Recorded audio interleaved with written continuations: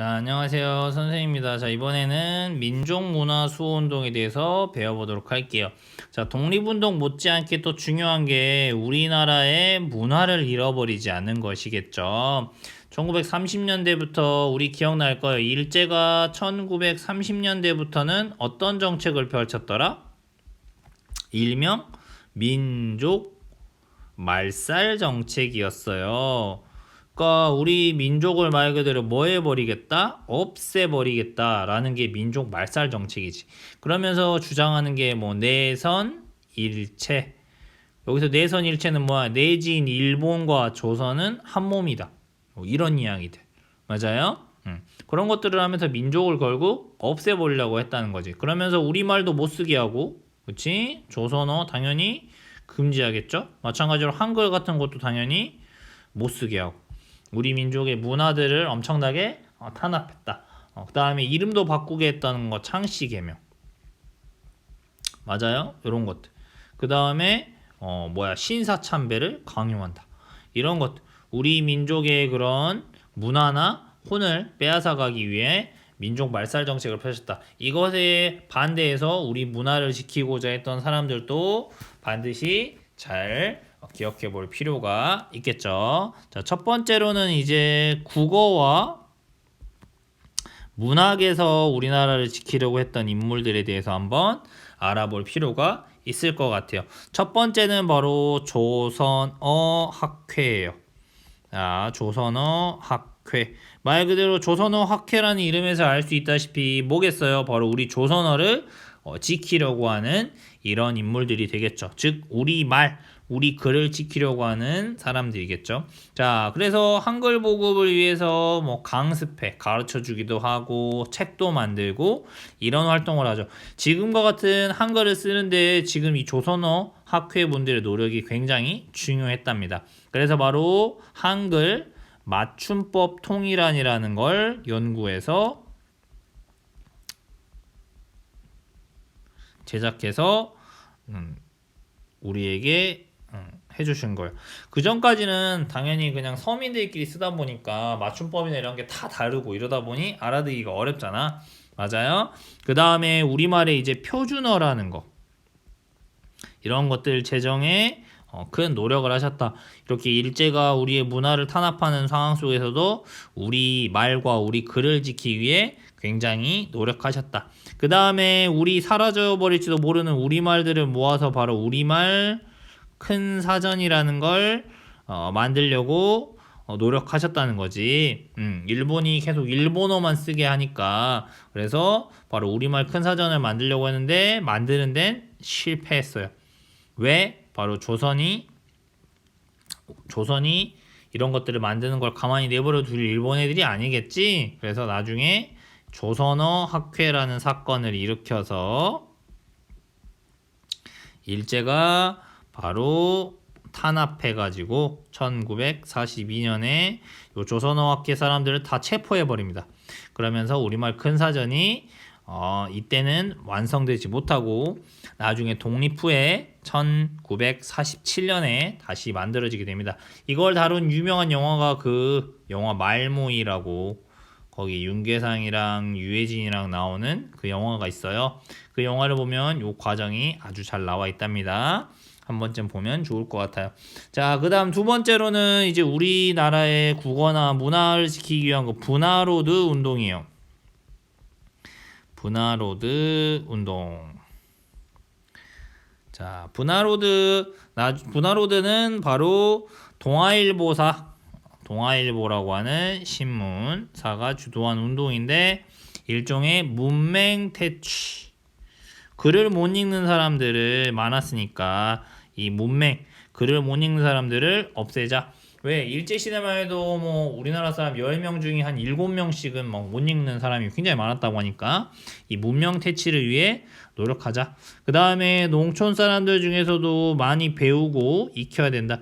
그래서 이런 농촌 계몽 운동의 하나로 바로 분화로드 운동이 실시된다. 그래서 배우자, 가르치자, 다 함께 분화로드가 러시아 말로는 민중 속으로 이런 뜻이라고 합니다. 그러니까 다 같이 배우자, 문맹, 퇴치, 한글 배워야 되겠지? 농촌 계몽운동 우리가 알아야 일제에 맞설 수 있다.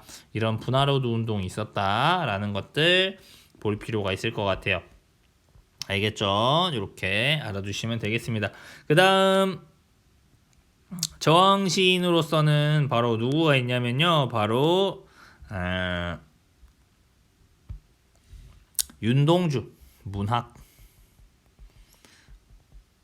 윤동주 시인 꼭 알아두실 필요가 있겠죠. 윤동주 시인입니다. 일제에 억압받는 민족의 안타까운 현실을 시로 표현했다. 대표적인 작품으로는 서시, 하늘에 뭐해서 한 점 부끄럼 없기를 잎새이는 바람에도 나는 부끄러워했다. 뭐 이런 시가 있어요. 중학교 가면 다 배울 겁니다. 그 다음에 별 해는 밤.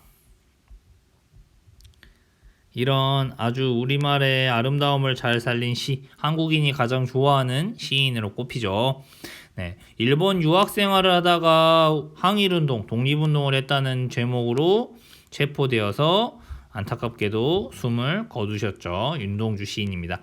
그 다음에 또 문학에서 이런 문화를 지키기 노력했던 분이 바로 이육사 시인이에요. 이육사 시인도 마찬가지로 중학교, 고등학교 가면 뭐 광야라든지 이런 시들, 청포도 이런 시들 나중에 여러분이 배우게 될 겁니다. 독립을 향한 그런 마음들을 나타낸 시라고 할 수 있어요. 이육사 이름이 좀 웃기죠? 네, 원래 이육사 시인이 본명은 이원록인데 독립운동을 엄청 열심히 하신 시인이에요. 또 그래서 독립운동을 해서 감옥에 들어가 있을 때 264번이었대요. 그래서 자기 시인을 이육사로 했다고 합니다. 의열단도 참여했고 독립운동에 적극적으로 해서 무려 감옥에 17번이나 다녀오셨다고 하네요. 그러니까 시인들 중에서도 이렇게 민족 문화도 지키면서 독립운동도 열심히 하셨던 분이 있다. 알아두시면 좋겠죠. 나중에 국어 시간에 같이 함께 배울 거예요. 자, 그 다음 두 번째로는 이제 역사 연구죠. 역사 연구. 자, 일본의 역사 왜곡에 맞서서 이제 우리나라의 역사도 많이 연구했다는 거죠. 그래서 이제 민족주의 사학.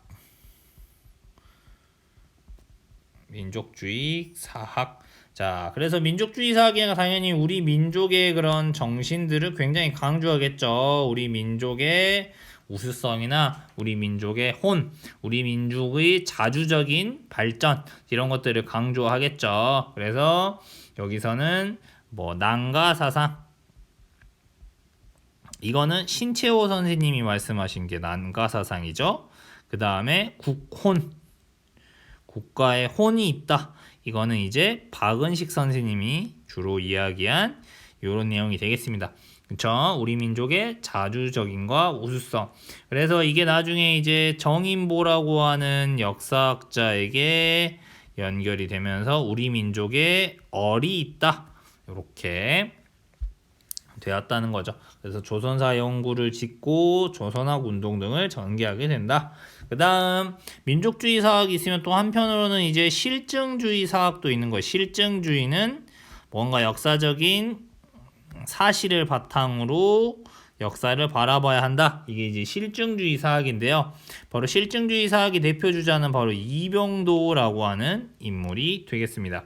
그래서 객관적 사실에 근거해서 책을 보고 남겨진 사료나 이런 것들을 통해서 역사를 해석해야 된다라고 해서 바로 이병도의 바로 진단학회가 되겠습니다.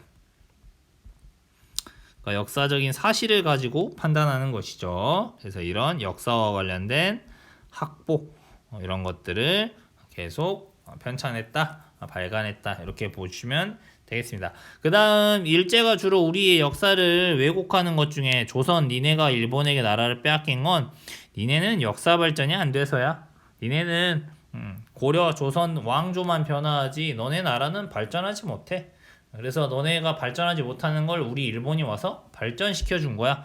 이런 주장을 일본이 계속 했단 말이야. 그래서 바로 이걸 반박하는 바로 역사관으로 바로 사회경제 사관이 역사 연구에서 등장한다. 이건 일종의 뭐에 영향을 받은 거냐면 바로 공산주의, 사회주의 쪽의 그런 연구 방법에 영향을 받은 것이다 라고 볼 수 있겠죠. 사회 경제사관으로 유명한 사람은 바로 백남운이라는 사람이었습니다. 그래서 이 백남운은 바로 유물사관이 바로 대표적인 이 사회주의 사상, 공산주의 사상의 바로 생각하는 방식이에요. 유물사관. 그래서 바로 이런 것들. 우리 역사가 세계사의 보편적인 발전 법칙에 따라 발전했다. 니네가 말하는 거랑 다르다. 이렇게 해서 우리도 그렇게 역사적 흐름에 따라서 발전해 왔다. 그리고 우리도 그런 전 세계 역사 발전의 법칙을 따르고 있다.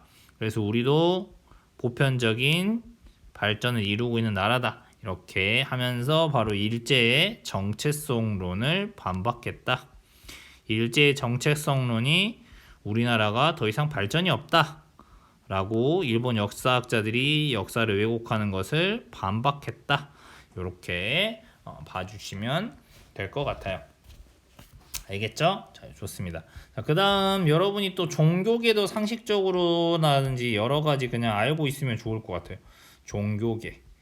자, 종교계 볼게요. 그럼 종교계 가장 첫 번째로 나오는 거 이제 불교입니다. 불교하면 바로 한용운 선생님이죠.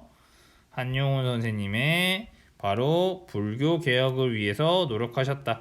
그 다음 한용운 선생님은 님의 침묵과 같은 시를 쓰신 분이기도 합니다. 그래서 일본이 바로 우리 나라의 종교, 불교를 탄압하거나 이런 것들을 막으려고 하신 분이다. 독립운동에도 매우 노력하셨죠. 그 다음에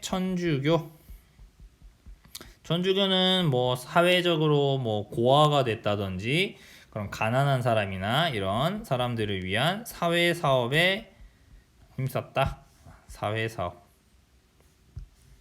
그래서 고아원이나 이런 게 천주교 쪽에서 지은 것들이 꽤 많아요. 그리고 항일 무장단체인 의민단이라는 것도 만주에서 만들었다.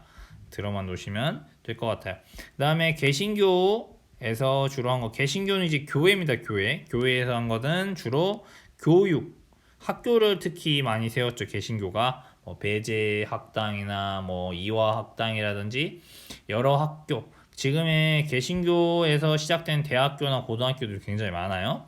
그 다음에 의료사업. 우리나라 최초의 병원이었던 그 광해원 있잖아요.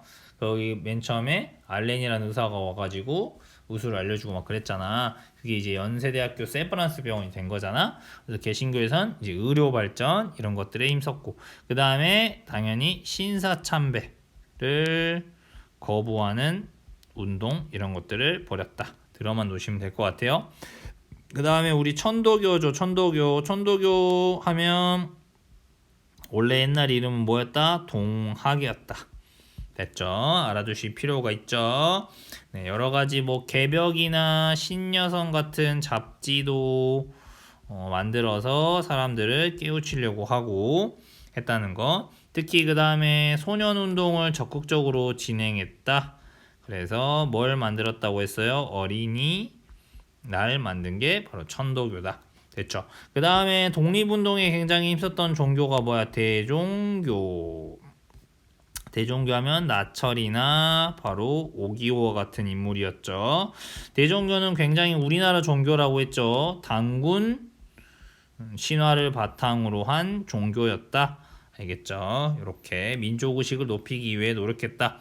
나중에 항일 무장단체인 중광단이라는 것도 만들었다고 했죠. 이 중광단이 나중에 뭐가 돼? 바로 김자진이 활약했던 북로 군정서군으로 발전한다. 그 대종교라는 종교가 독립운동에 굉장히 노력했다. 그 다음 마지막으로는 또 우리나라에서 만들어진 종교인 원불교라고 하는 종교도 있습니다. 이때 박중빈이라는 사람이 만들었다고 하고요. 굉장히 근검절약하는, 약간 이름부터 좀 원불교니까 불교랑 좀 비슷할 것 같죠? 뭐 이런 뭐 협동 뭐 이런 것들을 강조하는 그런 종교로서 있었다라는 것 정도만 상식적으로 알아두면 좋을 것 같아요.